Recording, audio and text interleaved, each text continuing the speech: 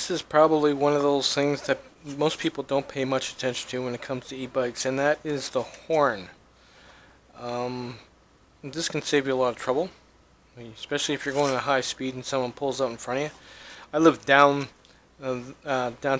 so basically in the summertime it's like next to impossible to get anywhere without people pulling out in front of you, or cutting through reds, or crossing the street in front of you. So you definitely need something like this. I've watched a few videos, and people have had better luck with car horns only because, if they hear it, the first thing they think it's a car, and they stop and go back, right? So I decided to go with a car horn. This is a low tone horn. This will run you about $10 on Amazon. That doesn't include shipping. So that's pretty much what we're going to be doing today, since I've been putting this off for a long time. So I'm actually looking forward to getting this installed. Let's see what it comes with.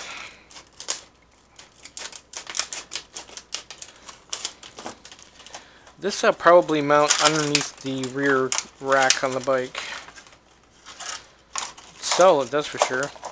All solid metal. It's got some protectors on the connectors there.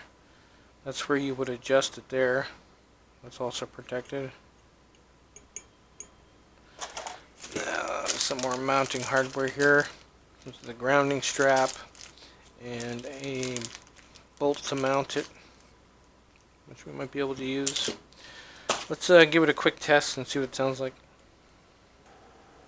Yeah, I'm definitely going to have to put some kind of relay on this because it draws a lot of amps. Just trying to test it, it shoots a lot of sparks, but we'll just do a quick test here.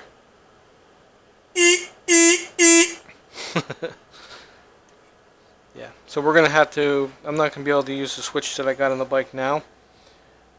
But what I'll do is I'll load it up with a relay that can take the amps. Last thing I need is this sticking on. So I figured I'd show you that. It's not bad for $10. There's it right there. I'll leave a link in the description, and we'll get this. Just working out where I'm going to put it on the bike. Originally I thought of putting it on the front. This is what it would look like.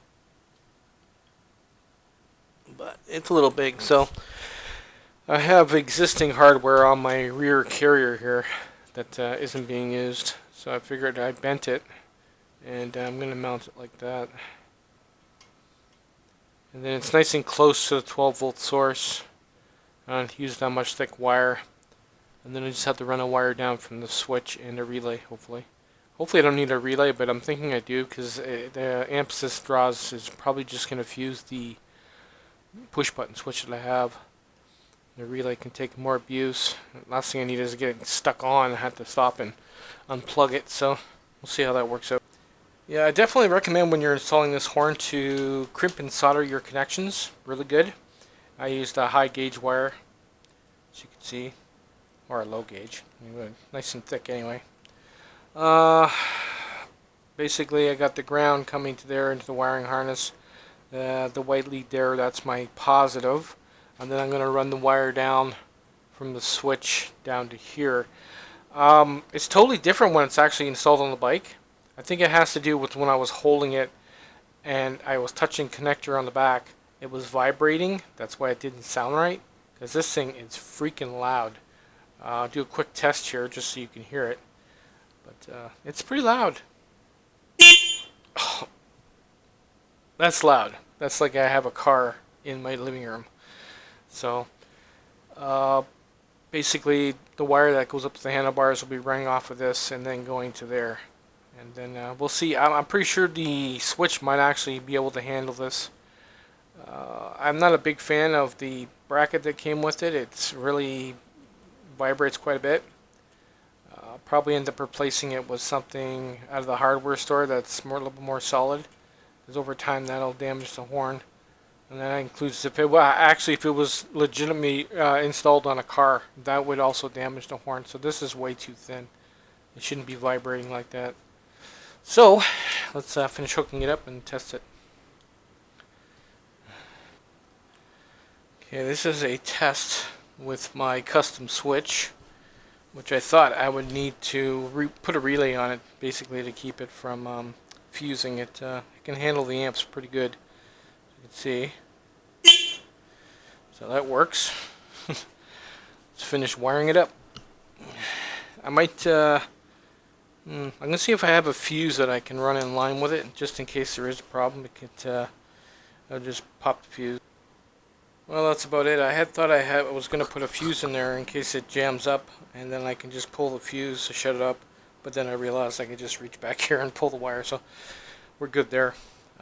Everything's all wired up again, up to the switch, and yeah, it's about as loud as a car horn. So that's about it, guys. You can see it's not sticking out too far. Yeah, that's about it. Later, guys.